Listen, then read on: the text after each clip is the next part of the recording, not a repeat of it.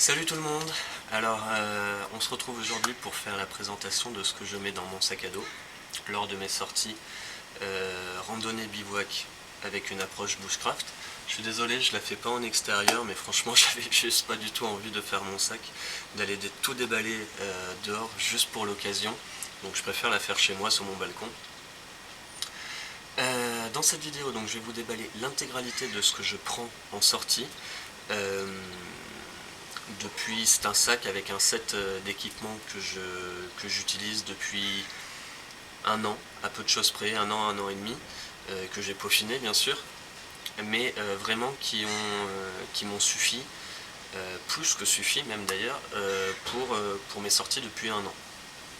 C'est pas le set forcément le plus léger, mais ce que je vais vous proposer, c'est un sac à dos qui va faire 14 kg en comprenant 1,5 kg de nourriture et 3 litres d'eau. Donc relativement généreux à ce niveau-là. Et donc, sans comprendre ces choses-là, ça va être un sac qui va faire moins de 10 kg. J'espère que ça vous intéressera. Et puis, on passe à la suite. Alors, tout d'abord, ce que je mets dans le chapeau, c'est-à-dire à accès rapide.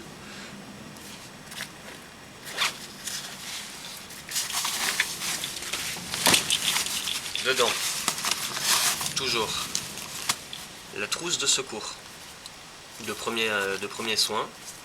Je vous détaillerai dans une vidéo ultérieure ce que j'y prends. Ensuite, mon hamac filet qui me sert à faire une chaise qui pèse 250 grammes. J'y ai rajouté de la paracorde pour pouvoir le tendre en hamac tout court, bien que ce soit extrêmement inconfortable de l'utiliser en tant qu'hamac seul. Ensuite, j'y ai mon poncho. Mon poncho, celui-là est un poncho de chez Helicon Tex, très bien pensé, avec des dimensions plus que généreuses qui m'ont permis de dormir dessous, tendu en tant que tarpe, en appentis. Et je peux faire ça lorsque je sais que il ne va soit pas pleuvoir, soit avoir juste de rares averses modérées. Ça suffit. Et enfin, j'y ai souvent à ce niveau-là plusieurs barres de céréales ou pâte d'amande, pâte de fruits, pour les petits coups de barre momentanés. Ensuite, dans la poche ventrale, qui est une petite poche destinée à la base pour les cartes, donc avec un compartiment très modéré, j'y ai une petite poche avec de l'écorce de bouleau. Ça, c'est mon assurance d'avoir du feu. J'essaye au maximum de récupérer sur place quand je peux, mais j'aime bien avoir une certaine certitude par rapport à l'allumage du feu. Donc j'ai au moins de quoi allumer 3 bons feux en conditions humides, en assurance. J'ai ma paire de gants de travail avec une protection anti-coupure de niveau 3 sur 5, ce qui est très correct, ce qui m'a empêché très régulièrement de me faire extrêmement mal avec le couteau, parce que même quand on fait attention, même avec des gants, quand on fait attention, ça arrive de déraper, et j'y tiens. Et enfin, un petit tour de cou en polaire, qui peut aussi être mis en bonnet. Pour les petits coups de froid, en général, moi je sais que je tombe très rarement, j'attrape assez rarement froid. En revanche, je sais qu'à chaque fois ça vient au niveau de la gorge. Donc celui-là, je l'ai toujours.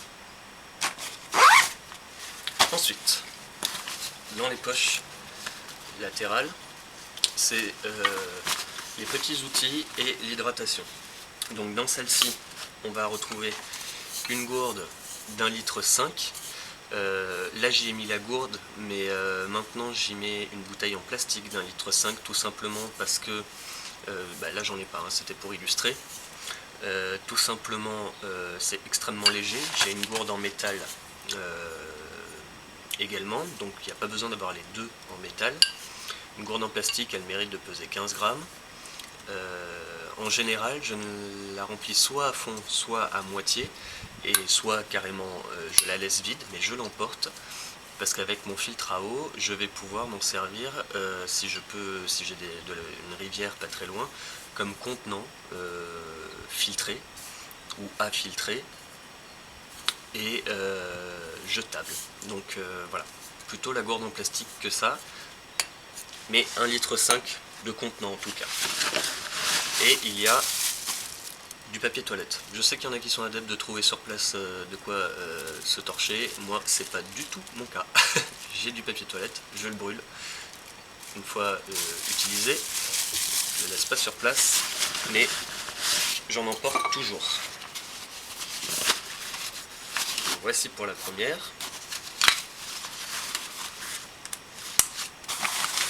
Et pour la deuxième, pareil, outils et hydratation. Donc dedans, normalement, on va y retrouver principalement le petit trépied que je suis en train d'utiliser, qui est un petit trépied modéré comme ça. Mon couteau, que je ne mets à la ceinture qu'une fois arrivé sur place. Je ne me balade pas, sauf oubli lors du retour, mais je ne me balade pas avec mon couteau à la ceinture lorsque je randonne. Donc mon couteau plate semelle. Ma gourde Clean Cantine, ou peu importe laquelle, d'1,2 litre. Je trouve sympa de ne pas avoir 1 litre simple, mais 1,2 litre. 1 litre est plus indiqué quand on utilise régulièrement les pastilles de purification, ce qui n'est pas mon cas. Je préfère emporter de l'eau à la base ou la filtrer à la paille derrière et plus faire une ébullition au-dessus du feu pour purifier l'eau. Donc 1,5 litre inox, bien que je pourrais me contenter d'une gourde en aluminium, puisque depuis 2 ans que je pratique le bushcraft, je n'ai jamais fait bouillir de l'eau dans ma gourde. Je n'en ai soit jamais eu besoin, soit pas eu envie. Au mieux, c'est une gourde qui va me servir à la rapprocher du feu quand je fais fondre de la neige dedans. Donc de l'aluminium suffira, je ne fais pas une ébullition, c'est pas à grande température. Mais bon, c'est solide, c'est vraiment costaud, et puis ça me permet de faire bouillir si jamais j'ai vraiment besoin de faire bouillir beaucoup d'eau en même temps. Et détail intéressant, je prends volontairement un goulot large. Pourquoi? Parce que quand je suis en manque d'eau et qu'il pleut, j'ai testé à plusieurs reprises cette méthode. J'allonge mon poncho au sol qui récupère l'eau et je mets l'embouchure là-dedans. Quand on a un petit embout comme ça, c'est pratiquement impossible de récupérer l'eau dans sa gourde. Donc je prends volontairement au moins une gourde qui soit à goulot large. Et ça peut avoir plein d'autres utilités. Je vous invite à aller voir la vidéo dédiée à la Clean Cantine, à ce modèle-là, qui a été réalisé par Thomas de l'Éco-Décime, qui en montre tous les usages possibles et imaginables. Et enfin, au fond, j'ai ma petite popote, si elle veut bien sortir. Yop. J'ai une petite popote en titane, donc extrêmement légère, elle doit faire 120 grammes je crois, ou 150 grammes, que je peux suspendre et que je peux utiliser comme quart. Elle fait 750 ml, ce qui est pour moi, pour un usage pour une personne, est amplement suffisant. Alors bien sûr, on ne va pas faire forcément bouillir des pommes de terre entières dedans, il faudra les couper en morceaux, mais c'est plutôt quelque chose que je vais utiliser pour me faire des soupes déshydratées ou des lentilles ou du riz. Voilà, pour 1 à 2 personnes pour les lentilles, ça suffit largement. C'est extrêmement léger, pratique. Je pourrais d'ailleurs me contenter uniquement d'emporter ça, mais je fais le choix d'emporter une bouilloire en plus pour le plaisir de faire bouillir ce genre de choses, parce que ça ne me dérange pas de me faire une infusion alors qu'il y a encore des restants de lentilles à l'intérieur. Mais c'est vrai que d'utiliser une bouilloire dédiée à faire bouillir de l'eau, c'est bien aussi parce que ça laisse propre, etc. Donc, popote. Je laisse pendu ça parce que c'est pratique, et puis voilà. Ma cuxa, qui est pas une cuxa en bois, mais qui est mi-bois, mi-plastique, c'est assez léger, elle fait 90 grammes je crois, qui a une contenance de 200 ml. Mon chat qui m'embête. Qui a une contenance de 200 ml, que j'apprécie. Je préfère ça à un quart en alu, ou inox, peu importe, parce que je me suis tellement souvent brûlé les lèvres avec, que je préfère avoir quelque chose, bois plastique ou bois tout court, pour ça. On passe à l'intérieur, qui est le plus intéressant. Alors, j'ai une poche intérieure sous le chapeau, elle me sert rarement, voilà, les petits objets supplémentaires peuvent y aller, mais ce n'est pas forcément quelque chose dont j'ai trouvé l'utilité pour l'instant. J'ai un sac de 40 litres, 40 litres taillé suédois, donc potentiellement beaucoup plus qu'un 40 litres quechua pour avoir un standard. Donc pour cette revue, comptez entre un sac de 35 à 45 litres, voilà, pour vous donner une idée, un ordre d'idée de ce qui rentre dedans, sachant qu'avec les poches latérales, même si c'est le même volume, on a un gain de place par l'organisation qu'elle permet, qui est intéressant. Donc, tout en haut, en général, c'est le sac de nourriture. Alors là, il n'est pas complet, c'est pour illustrer, mais je vais avoir souvent 500 g de farine, 1 ou 2 sachets de soupe déshydratée au cas où, et 1 à 2 pommes de terre, et un steak, et un saucisson, et un peu de fromage. Ça, en général, c'est pour les bivouacs d'1 à 2 nuits, c'est-à-dire de 2 à 3 jours. Simplement, pour les repas de midi, en général, je fais saucisson fromage. J'aime bien quelque chose qui soit roboratif, mais en même temps qui n'ait pas besoin de cuisson. Donc c'est un peu le repas du berger. Et le soir, c'est souvent des pommes de terre dans la braise et de la viande suspendue au-dessus du feu, ou alors des lentilles et quelques lardons dedans, histoire d'améliorer le quotidien, on va dire. Donc en général, tout compris, plus les quelques barres de céréales et tout, j'essaye de faire en sorte que ça ne dépasse pas 1,5 kg, ce qui normalement pour en gros 3 à 4 repas est suffisant. Ensuite, je vais avoir la bouilloire. Donc dedans, dans le filet, je vais y laisser ma fourchette cuillère, plus ma cuillère en bois qui est là-bas, j'ai oublié de la mettre dedans. Dedans, j'y ai donc ma bouilloire qui contient tout ce qu'il y a de nécessaire pour faire du café, un peu de miel, un peu de sucre, 1 ou 2 infusions, mais très souvent j'utilise des aiguilles de pain pour me faire des infusions. Voilà. Et j'y ai également un bol souple que j'apprécie tout particulièrement. Il est un peu cher à l'achat, c'est Septus Humit qui fait ça. 15 € c'est un petit peu abusé, mais qui a une contenance de 500 ml, qui a le mérite d'avoir un fond solide, qui peut éventuellement me servir d'assiette donc, et de planche à découper, et également de bol pour très souvent y faire ma pâte à bannique. Voilà pour ça. Ensuite, j'ai mon sac à fourre-tout. Voilà, c'est dans un petit sac comme ça que je mets tout ce qui n'est pas vraiment, voilà, ce qui pourrait se balader, etc., ce que j'apprécie peu. Donc dedans, il y a tout un bordel.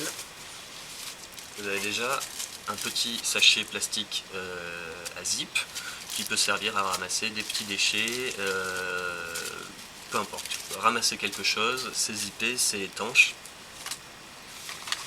J'y ai ma petite boîte avec mes initiateurs pour le feu. Voilà. J'y ai quelques fleurs de roseau, du bois gras, un peu d'écorce de bouleau, un tampon classique enfin, naturel, on va dire.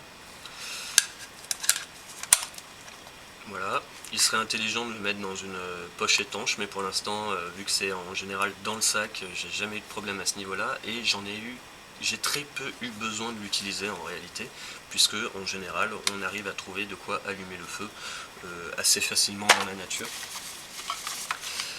J'y ai la petite bouteille d'un demi-litre qui est livrée avec mon purificateur d'eau, ma paille filtrante, que j'emporte parce que ça pèse rien et au cas où. Voilà, ça peut être un réservoir supplémentaire. J'y ai une lampe de 200 lumens, pareil, je l'utilise très peu, à moins de faire une balade nocturne, j'ai très peu eu besoin de cette lampe, j'utilise essentiellement ma frontale, elle fait 200 lumens, c'est très puissant, elle est solide, vous la trouvez à Decathlon pour, je sais plus, 25 ou 30 euros, et qui fonctionne avec 3 piles AAA, donc très pratique, comme ma frontale, donc je n'ai besoin que d'un jeu supplémentaire de rechange de piles. Pareil, un petit sac de 20 litres ou 10 litres poubelle pour ramasser les déchets si nécessaire.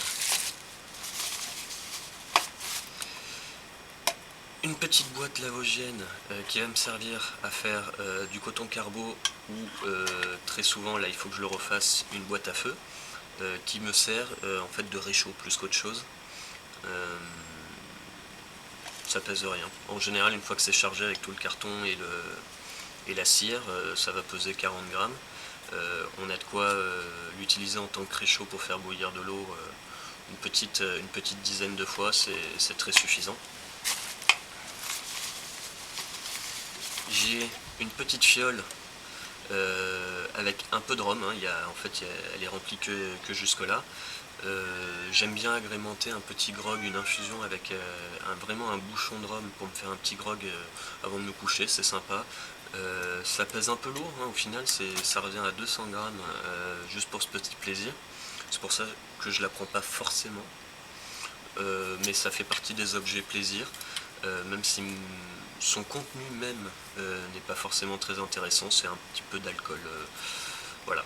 Mais j'en abuse pas. En général, remplie jusque là, elle me fait 3 ou 4 bivouacs. J'ai un petit échantillon de crème Nivea hydratante, parce que j'ai la peau très sèche, donc je trouve ça intéressant, j'en ai toujours plus ou moins besoin. Pareil, un baume à lèvres, ça quand il fait froid, ça peut être sympa. J'ai ma petite poche kit feu. Alors dedans vous allez y retrouver un petit compartiment avec des allumettes normales et tempête, dans un petit compartiment étanche, un silex et mon briquet à percussion, un briquet normal, une pommelle pour le feu à l'archer et un fire steel. Et enfin, un petit jeu de piles AAA dans un petit ziploc, enfin un petit sachet plastique zippé, qui va me servir pour recharger ma frontale si les piles lâchent, ou la lampe à main. Et encore une fois, c'est l'avantage de choisir que des trucs qui soient toujours avec le même type de pile. Je peux recharger ma frontale avec ce jeu de piles comme avec le jeu de piles de la lampe à main, étant donné que mon outil principal c'est la lampe frontale. Voilà. Alors ensuite, qu'est-ce qu'on a? Tout le reste c'est vraiment le chaleur et couchage. Donc j'ai un petit sac étanche avec dedans une paire de chaussettes chaudes de rechange et un petit pull, alors en cachemire ou en polaire, peu importe, un petit pull qui soit assez compressible. Donc chaussettes assez chaudes. J'ai des chaussettes Soloniac de chasse d'hiver. Et là c'est un petit pull en cachemire de ville, mais en fait voilà, peu importe ce que vous choisissez, c'est quelque chose qui se compresse bien et qui fasse un petit apport de chaleur supplémentaire pour les petits coups de froid, que ce soit dans le duvet ou durant la nuit donc, ou pour le restant du bivouac. C'est un petit apport qui peut être important. Moi je l'ai utilisé assez régulièrement. À côté de ça, j'ai un sac avec ma doudoune plume sans manches, qui par contre elle est vraiment mon apport de chaleur principal. Elle se compresse très bien, elle tient très chaud, elle n'est pas excessive, enfin pour l'apport de chaleur qu'elle procure et le prix et ses configurations, elle coûte 50 € chez Quechua, c'est imbattable. Toutes les doudounes sans manches plumes que j'ai pu voir, notamment chez le Vieux Campeur, sont à minimum 100 €, voire 150 € pour des apports de chaleur vraisemblablement inférieurs. Donc si vous êtes adepte, je vous conseille vraiment d'aller à Quechua pour ce produit. Ensuite, on va avoir, ah oui, il y a ça, mon sac avec des cordes. Dedans, je suis en train de tout déballer, j'ai déjà marre de ranger. Alors, dedans, vous allez avoir un bout de 7 mètres de paracorde, deux bouts de 10 mètres de paracorde, notamment avec les nœuds prussiques faits, c'est souvent, ça me sert de faîtière. Je pars souvent qu'avec un seul des deux. Et 4 sardines.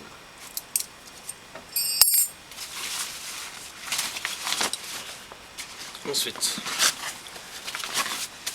mon tapis de sol 3/4 autogonflant Quechua qui pèse 350 grammes, que je trouve extrêmement pratique. J'aime bien le côté 3/4, je vous expliquerai ça dans la vidéo sur les duvets, mais étant donné que je le mets dans le sursac, ça permet de continuer à avoir les pieds mobiles, parce que quand le tapis de sol est intégral dans le sursac, bah, du coup il va empêcher de pouvoir déplacer les pieds dans le sursac et de pouvoir se recroqueviller par exemple. Donc à condition d'y mettre un supplément tapis de sol d'aiguilles de pin ou de feuilles ou quoi que ce soit pour les périodes où le sol est froid, le 3/4 m'a fait toute l'année, même en hiver sur la neige. Il a une air value ridicule, mais pour peu qu'on complète en fait le couchage, l'isolation du dos, il est largement suffisant. Il m'apporte un certain confort, une certaine isolation assurée, mais qui est souvent à compléter. Par contre, pour le plein été, il n'y a pas de problème, on peut le faire tout seul. Bon, alors je recommence parce que j'ai été coupé et que j'ai continué à parler 10 minutes alors que la caméra était éteinte. Après le tapis de sol, donc j'ai mon sursac minier, dont je suis extrêmement content. Comparé à ce que beaucoup pensent, un sursac n'est pas fait pour être étanche principalement, mais pour être coupe-vent. Il remplit extrêmement bien son office, il est relativement bien respirant, même si on peut avoir un peu de condensation, c'est rien d'exceptionnel, pas de quoi être vraiment problématique. Il est assez bien compressible, hein, parce que là, bon, voilà, on peut encore le compresser vachement plus. On pourrait gagner de la place en rangeant le duvet et le sursac dedans, enfin toujours autour, pour gagner de la place. Et il apporte quand même malgré tout une étanchéité assez importante, puisque comme vous avez pu le voir il y a un mois, j'ai passé la nuit avec les pieds qui dépassaient sous une pluie assez forte, et il n'y avait pas un pet d'eau qui était rentré, donc une étanchéité fiable. Ensuite, j'ai pas eu le temps de le remettre, j'ai la lame de scie, ça prend pas de place, ça pèse 30 grammes je crois. J'ai pas encore trouvé un étui, on va dire, qui permette de sécuriser vraiment, mais ça me sert à faire ma scie arc. J'aurais pu très bien prendre ma scie Bako pliante dans une des poches latérales. C'est vraiment une manière de faire un outil scie que j'aime bien, la scie arc. Et pour continuer à sécuriser, j'ai entouré mon bandana qui est généralement dans la poche de mon pantalon, qui me sert un peu à tout, dès que c'est un peu chaud ou machin ou truc, enfin pour plein de choses, le bandana c'est assez pratique. Ensuite, j'y ai ma petite hachette, peu importe laquelle, hein, mais une petite hachette, je préfère 100 fois avoir une petite hachette qui fasse autour de 500 grammes qu'un gros couteau de camp. Je trouve ça beaucoup plus efficace, beaucoup plus spécifique pour le travail qu'on a à faire, sachant que j'ai toujours un couteau dans la poche, que ce soit un suisse ou une lame fixe. Donc petite hachette, environ 500 grammes. Et bon, là je l'ai déjà sorti, je l'ai pas remis, mais on ne voulait pas, mais il n'était pas compressé, il était tel quel. Dans le sac à dos, un duvet 0 degré confort, moins 5 degrés limite de confort. Vous fiez pas à la poche, hein, c'est que parfois des fabricants comme mon North Face font du très bon produit mais prennent des poches de compression absolument mal pensées, ce qui est le cas du mien. Peu importe le duvet, un 0 degré, le Quechua, je reste convaincu que c'est l'un des meilleurs produits et le plus abordable qui soit sur le marché, bien que pas du tout le plus léger puisqu'il fait 1,6 kg. Le sac que je vous présente, d'ailleurs, je fais une petite parenthèse, est calculé avec mon Brenta moins 5 degrés confort qui faisait 2 kg. Donc en termes de poids, d'ailleurs, le total doit plus avoisiner les 13,5 kg, tout compris, puisque si on prend en compte le fait qu'on prenne un duvet 0 degré Quechua à 1,6 kg, et avec mon duvet nouveau, donc un North Face 4 Smeo Pro qui fait 1,3 kg, on descend vraiment à un poids de 13,2 kg pratiquement, ce qui est extrêmement intéressant. Pour moi, le 0 degré c'est vraiment le plus polyvalent. Pour les 3 saisons, voire pour les hivers comme cette année assez chaud, j'avais pas forcément besoin de plus. Voilà, et enfin, dessous, j'ai mon tarp 3x3 Quechua, 26 €, étanchéité plus que suffisante, poids extrêmement léger, 750 grammes corde comprise. Il manque un poil d'attache, mais qu'on peut rajouter si on sait un peu coudre. Pour moi, c'est je comprends pas les autres prix des tarpes qui sont souvent à 60 voire 90 € pour de la toile nylon. Et 3 attaches supplémentaires, je ne comprends pas. Vraiment, à mon sens, je ne vois pas l'intérêt d'acheter autre chose pour un tarp 3x3 que le Quechua. Voilà pour ce sac, 3 saisons testé avec son contenu depuis plus d'1 an. Certifié, toutes conditions, que ce soit chaud, que ce soit venteux, que ce soit pluvieux, et venteux. C'est quelque chose qui m'a permis de passer 3 saisons, voire hiver. Donc à ceci, qu'est-ce que j'ajoute? Je vais le chercher et je vous reprends. Alors, qu'est-ce que j'ajoute à ça? C'est ce que je porte sur moi lors des sorties. Donc, j'ai un pantalon en coton assez épais, de chantier à la base, c'est un Carhartt, qui est très bien, très costaud, par contre qui prend très facilement l'eau. Donc je peux avoir rajouté à tout ça un petit pantalon de pluie. Je précise d'ailleurs que je ne prends pas de sursac étanche. Lorsque je marche avec le sac à dos sous la pluie, je mets le poncho que je rajoute en rabat sur le sac à dos. Mais le pantalon de pluie peut être bien. Une bonne paire de chaussures de randonnée, puisque je suis essentiellement en montagne, une paire de guêtres, un t-shirt, j'ai pris les 70% laine mérinos de chez Decathlon,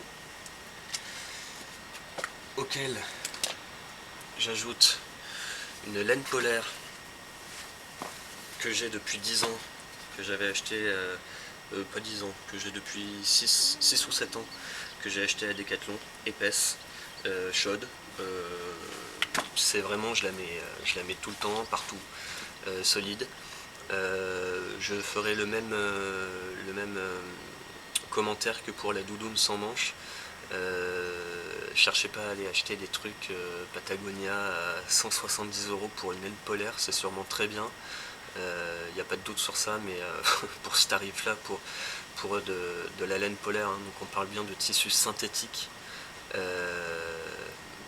mis agencé en polaire, je comprends pas ces tarifs là, voilà. Quechua pour ça. Et également une petite soft shell sans manche. Voilà, il y a un petit apport de chaleur, un pseudo polaire dans le dos, un effet coupe-vent, un apport de chaleur que j'apprécie durant mes marches si nécessaire et pendant le bivouac. Sans manche tout le temps parce que voilà, comme ça je suis pas gêné par mes mouvements. J'ai ça et je reviens. Donc je disais ça et une veste coupe-vent imperméable, pareil, chez Quechua, 36 €. Gros problème de ce genre de choses, sans être un kawaii, ça reste quelque chose qui est assez peu respirant, donc il y en a beaucoup qui sont adeptes du Gore-Tex, ce que je comprends, mais c'est extrêmement cher, et puis moi le risque d'y mettre un pet de braise dessus pour une veste qui doit coûter dans les 200 € pour les moins chers. Bref, un coupe-vent. Qu'est-ce que c'est là-dedans? C'est un stylo. Un coupe-vent en plus. Alors ça va être du matériel que je ne porte pas forcément sur moi, mais qui vont aller se mettre entre le haut du sac et le chapeau pour être bien bloqué. C'est un poids additionnel par rapport à celui que je vous annonce. Cependant, c'est pas négociable. Donc peut-être que quand je suis complètement découvert juste en t-shirt, ça va être un sac qui va plus avoisiner les 14 kg justement, parce que la veste imperméable fait 300 ou 400 grammes je crois, donc 14 kg, 14 kg 5 quand je suis vraiment découvert, en été par exemple, mais je vais avoir moins de vêtements de chaleur dans le sac. Je prendrai pas le petit pull additionnel, ce genre de choses. Enfin, à la ceinture, j'ai une gourde de 750 ml, celle-là ou une autre, peu importe, celle-là elle coûte 4 €. Voilà, quelque chose qui soit accessible rapidement, voilà, il ne faut pas se déshydrater. Parfois on hésite à faire les allers-retours jusqu'au sac pour aller récupérer la gourde, etc. Moi je préfère avoir quelque chose que je clipse à la ceinture et que j'ai tout le temps accessible. 750 ml. Dans la poche, toujours mon couteau suisse, sur lequel il y a plein d'outils que je trouve essentiels, que ce soit la petite scie, les ciseaux, le couteau, celui-là c'est le modèle Huntsman qui présente une deuxième lame plus fine qui va me servir pour voilà, faire du travail plus fin, etc. Une pince à épiler, un cure-dent, le tire-bouchon qui va me servir à défaire les nœuds trop serrés, un poinçon, voilà. Je trouve c'est vraiment l'outil que je trouve le plus important pour moi, c'est mon couteau suisse. Et enfin, j'ai une sacoche sur moi. J'ai eu beaucoup de questions sur cette sacoche, ça vous intéresse beaucoup. Donc voilà, qu'est-ce que j'y mets dedans? Donc déjà c'est une sacoche que j'ai achetée dans un surplus militaire, je crois 12 €, quelque chose comme ça. Je suis pas forcément un fanat du matériel militaire, mais j'ai rien contre non plus. J'y ai ajouté une petite passant ceinture, pareil du surplus militaire en cuir, parce que j'aime bien ne pas avoir la sacoche au niveau de la veste, je préfère qu'elle soit en dessous. Et dedans, qu'est-ce que j'y ai? J'y ai mis tout simplement un condensé de tout ce dont j'ai besoin d'avoir à portée de main, essentiel, pour m'éviter de faire des allers-retours constants avec mon sac à dos. C'est très simple. J'avais déjà utilisé des poches plus petites où je manquais d'éléments, plus grandes où j'avais trop d'éléments et ça devenait gênant à la hanche. Donc je pense que j'ai trouvé un bon compromis avec un peu tout. Donc dedans, qu'est-ce que j'y ai? Dans cette poche, j'y ai rien. Donc, il y a une poche ventrale où en fait j'ai tout ce qui me permet d'allumer un feu rapidement. En plus de mon kit feu, mais en fait là j'ai vraiment les essentiels. J'ai Fire Steel, j'ai un peu de bois gras de secours on va dire, voilà. J'ai une petite, oui c'est tout, j'ai une petite boîte avec pareil les essentiels, un peu d'écorce de bouleau et un peu de coton carbonisé. Voilà, c'est tout, pas besoin de plus. En général c'est Fire Steel ou briquet à percussion, quelques initiateurs et puis c'est tout. Au dos il y a une petite poche fine, j'ai une couverture de survie dedans. Donc ça c'est important parce que c'est une poche que j'ai donc toujours sur moi. Donc j'ai la couverture de survie dedans. Au passage je dis que j'utilise une poche, il est possible que je passe sur un gilet type gilet de pêche. Peu importe en fait le choix, c'est surtout les éléments qui sont à portée de main que je trouve intéressants. Et enfin, dans la poche principale, j'y ai ma frontale. Donc pourquoi toujours sur moi? C'est parce qu'en général il commence à faire nuit quand on s'est éloigné du camp, ou parce que, peu importe, j'ai fait le choix de l'avoir vraiment sur moi. Donc, la lampe frontale, j'ai une petite pierre, bon, qui s'est cassée d'ailleurs, mais que j'ai depuis 2 ans, qui est une petite pierre aiguisée Quechua à 7 €, qui marche très bien, qui coûte pas cher, qui prend pas de place, sachant que je ne réaiguise jamais sur le terrain mes couteaux, à moins d'avoir vraiment cogné un caillou, je ne réaiguise pas, je pars pas 3 ans sur le terrain, je pars de nuit, une nuit, 2 nuits, donc j'ai du matériel de qualité qui se désaffûte pas facilement, donc voilà, mais au cas où j'ai une petite pierre aiguisée, j'ai mon filtre à eau, filtre paille, accompagné de la petite paille additionnelle. J'y ai une bobine avec du fil de fer qui ne m'a jamais servi, mais que je trimballe toujours. Par exemple, si je veux faire une chandelle suédoise, ça peut être bien d'avoir du fil de fer, quel que soit l'usage, voilà, un peu de fil métallique. Et enfin, j'y ai une bobine, là qu'il faut que je recharge d'ailleurs parce qu'elle est presque vide. Une bobine avec du fil de lin d'une capacité de résistance de 15 kg, non traité, et qui est vraiment ce que j'utilise le plus, c'est-à-dire du fil à tout faire, que je coupe, découpe, recoupe, sans pitié. Quand la bobine est pleine, j'ai 80 mètres de corde. Ces 80 mètres de corde me permettent de faire en gros 6 à 8 mois de sortie sans me poser la question de est-ce que je vais manquer de corde. Dès que j'ai besoin de faire un trépied, dès que j'ai besoin d'un petit rajout pour une bâche, dès que j'ai besoin de... Voilà, peu importe, un réflecteur, un machin, un truc, un chouette, j'utilise cette corde qui se désagrégera au fur et à mesure si jamais on la laisse dehors, mais très souvent c'est quelque chose que voilà, je prends, je coupe, je fais un nœud à la con, et quand j'en ai plus besoin, je coupe tout au couteau et je fous au feu. Et voilà. Et dans une bobine parce que c'est plus pratique d'accès, enfin d'utilisation, bien que ce soit pas le truc ni le plus léger ni le plus compact on va dire. Mais voilà. Donc là vous avez vraiment l'intégralité de ce que je prends en sortie.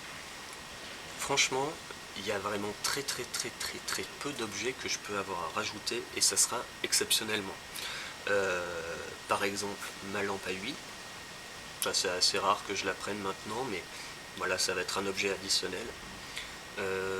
Une pelle, par exemple, mais j'en ai rarement eu l'utilité jusqu'à présent. Mais c'est un outil que je trouve intéressant malgré tout. Voilà, what else? C'est tout. J'espère que ça vous aura plu. N'hésitez pas à me poser des questions si vous voulez avoir plus d'informations sur le produit. Voilà.